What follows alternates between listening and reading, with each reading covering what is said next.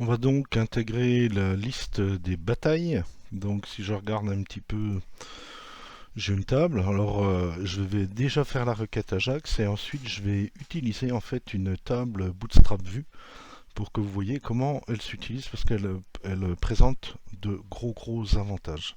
Alors première chose à faire, c'est déjà, je ne vais pas forcément m'occuper du template en un premier temps, et je vais plutôt travailler sur le script. Alors, évidemment, comme je vais utiliser mon service Ajax, il faut que je l'importe. Donc, évidemment, hein, je vais prendre comme copie les potions, puisque c'est à peu près la même chose. Donc, il va me falloir ça. Voilà. OK. Donc, sur mes batailles. Ensuite, ça change pas. Il me faudra un tableau pour pouvoir mettre mes batailles à l'intérieur. Donc, je vais créer une liste, tout simplement. Donc avec accolade ouvrant fermant, enfin deux points, pardon, avec un crochet ouvrant fermant, et puis même principe que sur la liste des potions, hein, vous pouvez le prendre en exemple, hein, c'est la même chose. Dans la partie created, donc je vais récupérer ça de mes batailles. Alors évidemment après les data, donc une virgule, je vais faire ma requête Ajax. Alors ma requête Ajax, évidemment, c'est plus un get potion, mais un get bataille. Voilà.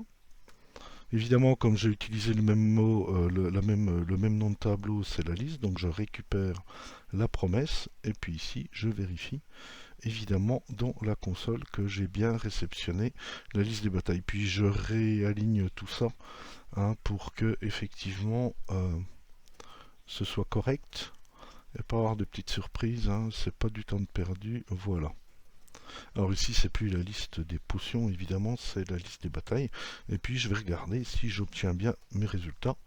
Et une fois que j'ai les résultats, ben évidemment, je vais passer à l'intégration. Alors, vous voyez qu'il me met une petite erreur. Donc, il me dit une expected token à la ligne 123.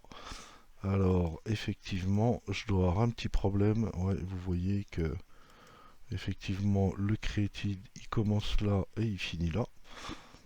Donc faites attention, j'ai rajouté une accolade en trop. Et puis après ça et ça, effectivement, voilà. Ok, donc je vais regarder, je vais l'ouvrir en grand. Et puis je vais observer ma console pour voir si le console.log me ramène bien tout ce qu'il faut. Alors je vais virer tout ça et puis je réactualise ma page pour pas avoir les erreurs. Et vous voyez qu'effectivement j'ai les batailles. Voilà, donc qui sont là. Alors, vous voyez que je ramène en plus des structures un petit peu complexes, hein, puisque je ramène en même temps le lieu, voilà, avec son nom, et puis je ramène les casques qui ont été pris, etc. Bon, les casques pris, les participants, je les ai pas ramenés, mais le lieu, ça va m'intéresser parce qu'ici, il faut que je mette le nom du lieu. Donc, on va passer sur un tableau, une table Bootstrap avec la balise btable, hein, et vous allez voir les gros avantages d'utiliser des tables Bootstrap.